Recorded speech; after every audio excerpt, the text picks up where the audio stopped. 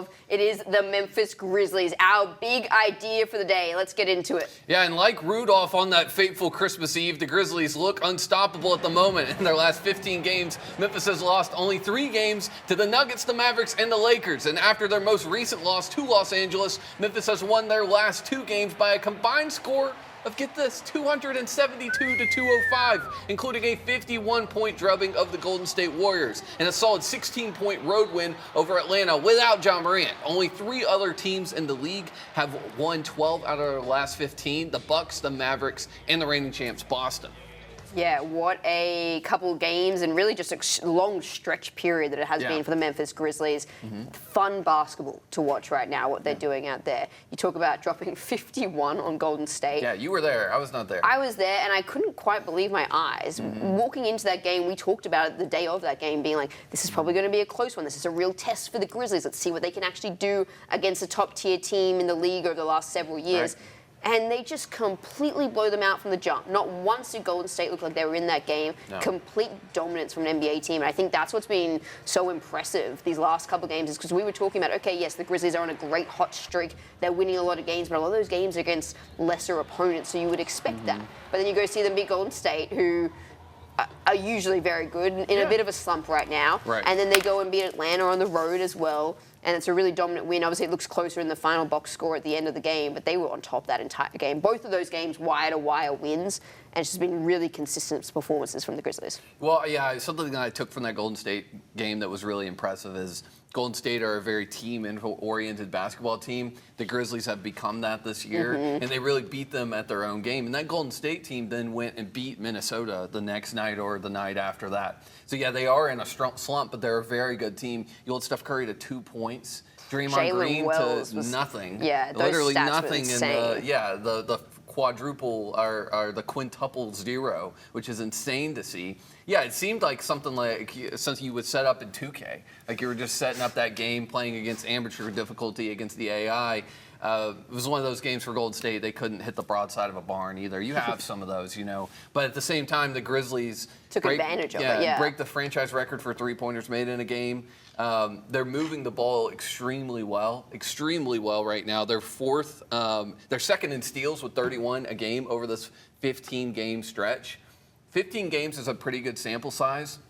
When you're averaging that many assists, it's really hard to beat an NBA team when the ball's moving like that. And the way that they're doing it is impressive, too. They don't do dribble handoffs. You know, when someone's coming around the screen, you hand it off real quick. They're not doing any of that. It's not any ISO ball. It's no hero ball. It's just team offense. And that's why you're able to see players like Jalen Wells get more involved. Santi Aldama, who's averaging 15 points a game, that's where they want him to get to. You have Desmond Bane, who is averaging 12 field goal attempts a game. His average last year was 18 a game, Rachel, and now he's shooting 12. And Desmond's averaging 15 points per game. He hasn't been himself. Normally, if Desmond is not hitting around that 18 points per game, they're not going to win 12 games out of their last 15. You know, he's a big part of their offense, but they found ways where they don't need someone like Desmond as much, and they can rely on Jaren and company. And Des can kind of fill in and hit threes when he needs to, but the team basketball has been really impressive. Yeah, you talk about that team basketball, to go and beat Atlanta like they did without Ja Morant. That's something that just wasn't happening at all last year. Without Ja on the team last year, you're like, oh, well, okay, Grizzlies are probably going to lose. Like, you're almost 90% certain that's what's happening. Obviously, there were a few other pieces also out for most of last season. But when Ja wasn't in that team, you're usually like, okay, well, the Grizzlies, it's a walk in the park for any other team that's coming in to play them. This year, that's not the case. You're looking at so many guys stepping up. Every time that Ja's been out, Scottie Pippen Jr. has just had incredible performances. He's really found his groove this year, along with everyone else within the team. Just a couple of stats for you. Number 1 in points per game. That's been the way for a while, but they're keeping it going. It's consistency that we're seeing for them. Number 2 in rebounds, number 2 in assists, and number 3 in blocks. The only real negative that I'm seeing from the Grizzlies right now is their turnovers in a game. They're second worst in the league with 17 per game. They've been sloppy with it a little bit. Yeah. Which right now, it's like, okay, well, yeah, they're getting so many possessions, though, and they're scoring on so many of those possessions, so it's fine. But down the stretch, when it comes to playoff time, that's when you really start to be like, okay, you know, you might want to clean it up, because that means every game you're playing a top-tier opponent. Right. When you're playing a team that's under 500 and you're turning over that many times, it's like, okay, well, you know, you can probably find it on other possessions, and you're probably turning them over a lot as well. But that's the one area where I'm a little bit concerned moving forward. But otherwise, gosh, this Grizzly team looks good. And they seem to be living up to the challenge every single game. Yeah, and flying under the radar at the same time. And I think part of that is because Memphis is not a huge market. Teams are, the media, national media is starting to take notice a little bit more. But when you've got guys like Brandon Clark and Santi Aldama carrying a lot of the load, that's not going to get numbers. Here it's going to get clicks, but across the United States, it's not. And speaking of Brandon Clark and Santi Aldama and Jaren Jackson Jr., all three of those guys are top 20 in total plus minus for the season. They're Santi is plus 252, which is insane. 16th in the league. Yeah. Clark, 244, 19th, and then Jaren's 11th with plus 265. The Grizzlies are plus 8 for the season, which is a league best right now. So they're beating these teams, but they're also not losing games by that much. And that stat really indicates that they are one of the hottest teams in the league.